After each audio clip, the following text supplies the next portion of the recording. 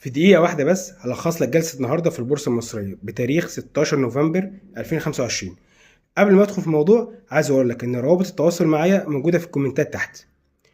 النهاردة المؤشر 30 وصل 41200 والسبعيني حوالي 12200. حتى الآن السوق صاعد في جميع الاتجاهات. السيولة حوالي 6 مليار وربع، سيولة جيدة جدا ومعدل السيولة منتظمة. النهارده الصناديق المصريه هي اللي شايله السوق حرفيا، هي اللي صافي شراء. بقيه فئات السوق كلها صافي بيع ما عدا الافراد الاجانب صافي شراء بجزء بسيط لا يذكر. ابرز القطاعات النهارده اللي دخلت فيها السيوله كان قطاع المواد الاساسيه، قطاع العقارات، وقطاع البنوك. ابرز الاسهم النهارده اشتغلت كان سهم العربيه للاصول وسهم المصريه للاتصالات. حتى الان السوق جيد جدا. ابرز الاسهم ممكن تشتغل بكره ان شاء الله طلعت مصطفى، زهراء المعادي، وبالم هيلز. بالتوفيق جميعا، السلام عليكم.